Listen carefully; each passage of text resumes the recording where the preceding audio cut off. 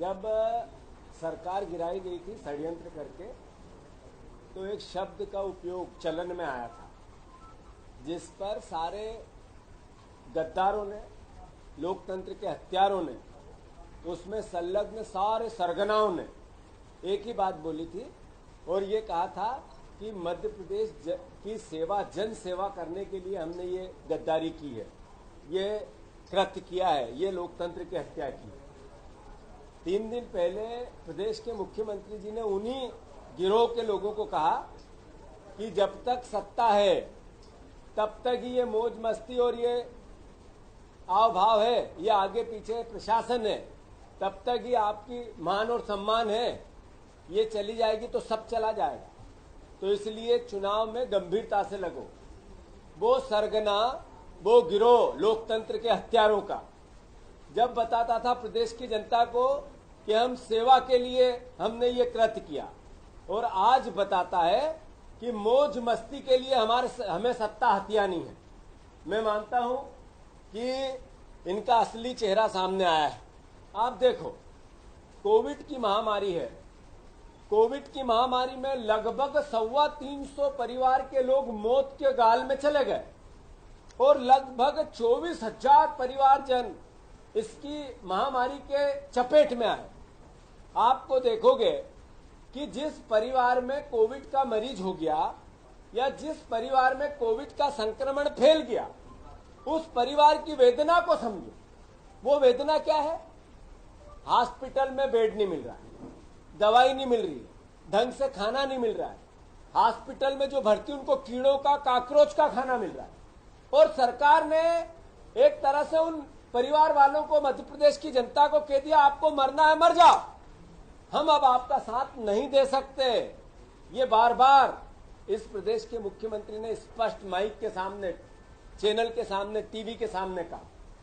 उन्होंने कहा कि अपनी रक्षा स्वयं करे, वो तो करनी पड़ेगी, इसमें सरकार क्या कर लेगी। तो इसका मतलब है कि ये हत्यारे लोकतंत्र के, ये सरगना लोकतंत्र के हत्यारों का एक गिरोह पहले लोकतंत्र की हत्या की, अब लोगों की हत्या करना चाहते। कोई सरकार की एक्टिविटी कोविड को लेके नहीं। मैं मानता हूं बहुत चिंता का विषय है। ग्वालियर, भोपाल, इंदौर, भयावह तरीके से ये कोविड फैल रहा है। सरकार ने टेस्ट बंद करवा दिए, कम करवा दिए, समाप्त करवा दिए, आंकड़े कम हो, मौत को छुपा रही है और शिवराज इसको पूरा टैकल कर रहे हैं, मुख्यमंत्री खुद टैकल कर रहे हैं। मेरा आरोप है, कांग्रेस पार्टी का आरोप, कि कोविड में जितने लोग मर रहे हैं, जितने संक्रमित मर रहे हैं, उनके आंकड़ों को डीएम्स को कहा कि आप छुपाओ, लोग मर रहे हैं मरने दो, टेस्ट मत करो। इस तरह का मध्य प्रदेश में भयावह स्थिति बनती जा रही है। मैं मानता हूं इस भयावह स्थिति के बीच में एक तरफ प्लेन खरीदा गया, जनता ने देखा, आर्थिक संकट है, सरकार की कमर टूटी हुई है, खुद मुख्यमंत्री कह चुके हैं। देश के प्रधानमंत्री ने यहां पर जो जीएसटी का पैसा मध्य प्रदेश का नहीं दिया है, खुद मुख्यमंत्री कह चुके हैं। मैं मानता हूं ऐसी परिस्थिति में मंत्रियों का टैक्स सरकार भरेगी, इनकम टैक्स सरकार भरेगी। कितना राक्षसी प्रवृत्ति हो सकती है किसी सरकार की, कितना हैवानियत हो सकती है किसी सरकार की, कितनी निर्दयता हो सकती है किसी सरकार की, ये शिवराज सिंह जी ने बता दिया। एक तरफ उत्तर प्रदेश की भारतीय जनता पार्टी की सरकार ने वहां के मंत्रियों की सैलरी काटी, हम विधायकों की सैलरी काटी और सबने स्वागत किया, किसी ने कोई आपत्ति नहीं। आज प्रदेश को आर्थिक दृष्टि से अगर सरकारी कर्मचारी पेंशन लेता, उसका भी टैक्स पेंशन से देता है। एक व्यक्ति किसी भी घाटे में हो पर उसका संस्थान हो पर टैक्स भरता है, ऐसे में मंत्रियों का टैक्स सरकार भरेगी। शिवराज सिंह जी, आपको शर्म आती है नहीं आती है? आखिर क्या हो गया है आपको? आप क्या थे और क्या हो गए? एक इतना सज्जन आदमी जिसको मध्य प्रदेश की जनता ने संभावनाओं से देखा था, 4-4, 3-3 बार आपको चुनाव जिताया, लोगों ने सर आंखों पे बिठाया, आपने सत्ता के लिए लोकतंत्र के पीठ में छुरा घोंप दिया और अब आप इस तरह की कृत्य कर रहे हो कि आप मंत्रियों का टैक्स सरकार भरेगी। आपको शर्म आनी चाहिए। एक तरफ मंत्री विधायक अपनी सारी सैलरी बंद कर देना चाहिए, वो दौर है। आपने किसानों को मौत के गाल में कर दिया। आपने 1 रुपया 30 पैसे में पूरा दिन 24 घंटे गाय चारा खाएगी, पेट भरेगी, ये स्थिति ला दी बजट में, और मंत्रियों का टैक्स भर रहे हो। क्या कर रहे हो आप? मैं समझ नहीं पा रहा हूं कि किस दिशा में है ये सरकार। मैं समझ नहीं पा रहा हूं। कांग्रेस पार्टी मांग करती है इस फैसले को वापस लेना चाहिए।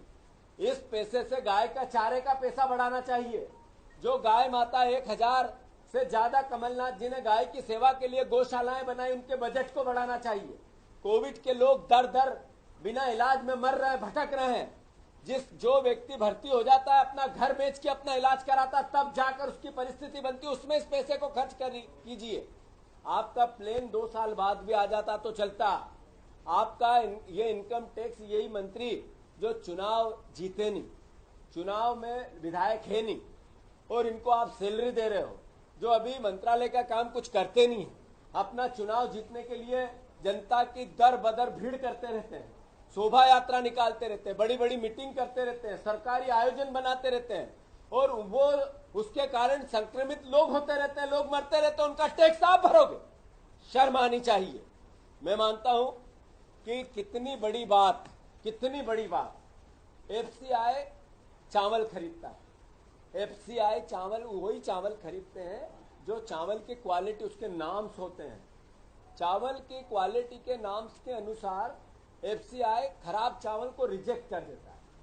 जब वो चावल और बालाघाट के आसपास ज्यादा पकड़ में आए, जो पशु भी नहीं खा सकते, और वो बालाघाट गोंदिया से कितना दूर है, बालाघाट किस जगह से ज्यादा आसपास है, ये प्रश्न है आज प्रदेश के सामने। मैं मानता हूं कि सीबीआई जांच, जैसा हमने पहले कहा था, जो गरीबों को, गरीबी को मजाक उड़ाते हो, उसको, उसकी जिस दुर्धरता से उसके साथ खिलवाड़ हुआ, ये चावल खिला के, ये सरकार उसमें भी अपने आप में मैं मानता हूं कि दोषी है। हम मांग करते हैं कि चावल के मामले में जो खराब चावल केंद्र सरकार ने कहा, इसकी जांच सीबीआई से होनी चाहिए, और कौन लोग हैं इसके पीछे, इसका पर्दाफाश होना चाहिए। धन्यवाद।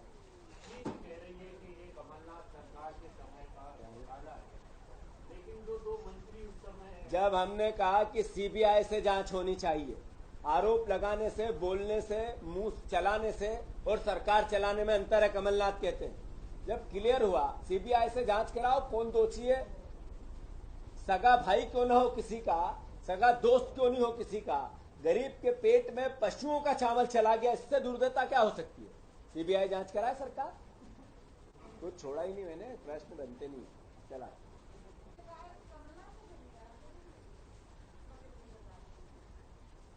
मैं समझता हूं कि कोई निर्णय कब होना चाहिए, उसका समय क्या होता है, आपकी आर्थिक स्थिति क्या होती है, आपकी प्रायोरिटी क्या होती है, ये सरकार को तय करना था।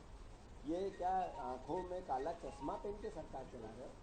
आज आवश्यकता है कोविड के पेशेंटों की आर्थिक सहायता करने की। आज आवश्यकता है गाय के चारे की व्यवस्था, दिन भर खा ले 1 रुपया 30 पैसे में, 1 रुपया 30 पैसे, 1 रुपये 30 पैसे यहाँ लेके जाओ, बाहर माचिस की डिब्बी आती है थी। तो ये सरकार इस तरीके से अंधी होके चल रही है, और उस पर भी तर्क और कुतर्क कर रही है, शर्म आती है।